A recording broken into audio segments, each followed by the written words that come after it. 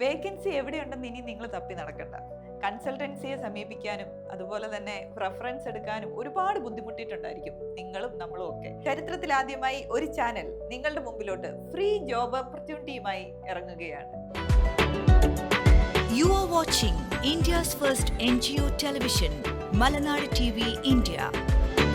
നിങ്ങളൊരു ഫ്രഷറാണോ അതോ എക്സ്പീരിയൻസ്ഡ് ആയിട്ടുള്ള ഒരാളാണോ? ഏത് തരത്തിലുള്ള ജോബും നിങ്ങൾക്ക് ഈ ഒരൊറ്റ പ്ലാറ്റ്ഫോമിൽ ലഭിക്കും. ഇന്ന് ഏതൊക്കെ വേക്കൻസീസ് അവൈലബിൾ ആയിട്ടുണ്ടെന്ന് നമുക്ക് നോക്കാം. കമ്പനിയുടെ പേര് പെൻവീർ പ്രൊഡക്റ്റ് പ്രൈവറ്റ് ലിമിറ്റഡ് എന്നാണ്. അവിടെ ക്വാളിറ്റി കൺട്രോളുടെ വേക്കൻസി അവൈലബിൾ ആയിട്ടുണ്ട്. 1 വർഷം മുതൽ 2 വർഷം വരെ എക്സ്പീരിയൻസ് ഉള്ള ആൾക്കാരെയാണ് അവർ നോക്കുന്നത്. സാലറി വരുന്നത് 21,000 മുതൽ 23,000 രൂപ വരെയാണ്. ഒരു 4 മുതൽ 5 വേക്കൻസീസ് വരെ അവൈലബിൾ ആയിട്ടുണ്ട്. അടുത്ത വേക്കൻസി പ്രൊഡക്ഷൻ സൂപ്പർവൈസറുടെ ആണ്. സെയിം കമ്പനി തന്നെയാണ്. 1 വർഷം മുതൽ 2 വർഷം വരെ എക്സ്പീരിയൻസ് ആയിട്ടുള്ള ആൾക്കാരെയാണ് നോക്കുന്നത്. 20 to 25 ഇൻ ബിറ്റ്വീൻ അതിനിടയ്ക്കാണ് സാലറി വരുന്നത്. 5 നമ്പേഴ്സ് ഓഫ് വേക്കൻസി അവൈലബിൾ ആയിട്ടുണ്ട്. നെക്സ്റ്റ് വേക്കൻസി വരുന്നത് ഷിഫ്റ്റ് ഇൻചാർജ്.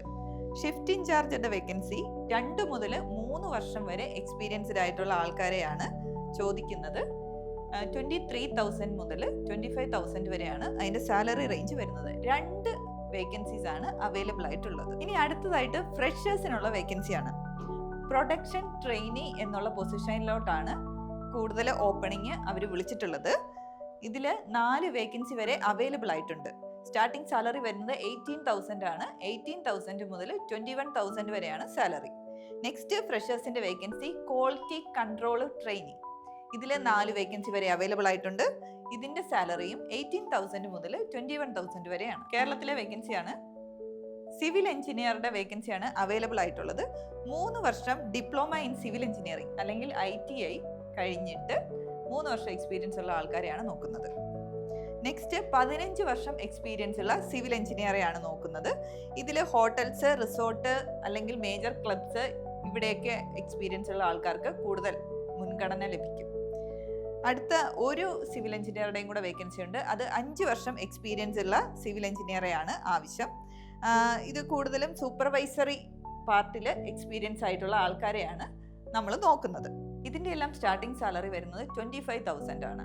പിന്നെ അതിൽ കൂടുതൽ സാലറി ഉള്ളവരാണെന്നുണ്ടെങ്കിൽ ലാസ്റ്റ് സാലറി എത്രയാണോ, നിങ്ങളുടെ ഡ്രോൺ സാലറി എത്രയാണോ അതിനനുസരിച്ച് നിങ്ങൾക്ക് ഹൈക്ക് കിട്ടുന്നതാണ്. അതുകൂടാതെ ഫുഡ് ആൻഡ് അക്കോമഡേഷനും അവൈലബിൾ ആയിട്ട് ഉണ്ട്. അതുപോലെ തന്നെ നമ്മുടെ ഈ സെയിം കമ്പനിയിൽ തന്നെ കമ്പ്യൂട്ടർ ലിറ്ററേറ്റ് എന്നുള്ള പൊസിഷനിലോട്ട് വേക്കൻസി ആപ്ലിക്കേഷൻസ് ക്ഷണിക്കുന്നുണ്ട്. അപ്പം ഇതിൽ നമുക്ക് 30 to 35,000 വരെയാണ് സാലറി. പ്ലസ് ഇതിൻ്റെ കൂടെ എല്ലാം അതർ ബെനഫിറ്റ്സ് അവൈലബിൾ ആയിട്ടുണ്ട്. PF അതുപോലെ തന്നെ ഹെൽത്ത് ഇൻഷുറൻസ്, ഇങ്ങനെയുള്ള അതർ ബെനഫിറ്റ്സും നിങ്ങൾക്ക് അവൈലബിൾ ആണ്. അപ്പം ഇതിൽ വരുന്നത് എക്സലൊക്കെ നന്നായിട്ട് അറിയുന്ന, നല്ല രീതിയിൽ എക്സലൊക്കെ ഹാൻഡിൽ ചെയ്യുന്ന ഒരാളെയാണ് അവർ നോക്കുന്നത്.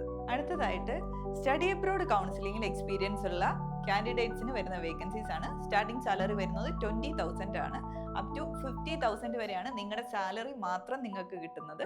പ്ലസ് അതുകൂടാതെ ഇൻസെൻറ്റീവ്സ് വരുന്നുണ്ട്. എല്ലാം നല്ലൊരു റേഞ്ചിൽ നിങ്ങൾക്ക് മിനിമം മന്ത്ലി 1 lakh മേടിക്കാൻ പറ്റുന്ന രീതിയിലുള്ള ജോബ് ഓപ്പർച്യൂണിറ്റീസ് ആണ്. ഇതിൽ നിങ്ങൾക്ക് മിനിമം 1 year എക്സ്പീരിയൻസ് വേണം സ്റ്റഡി അബ്രോഡ് കൗൺസിലിംഗിൽ. നെക്സ്റ്റ് വരുന്നത് അവിടെ തന്നെ നമ്മളുടെ സെയിം കമ്പനിയിൽ തന്നെ നെക്സ്റ്റ് ഒരു വേക്കൻസി വരുന്നതെന്ന് പറഞ്ഞു കഴിഞ്ഞാൽ ഹെൽത്ത് ഇൻഡസ്ട്രിയിൽ എക്സ്പീരിയൻസ് ഉള്ള ആൾക്കാർ.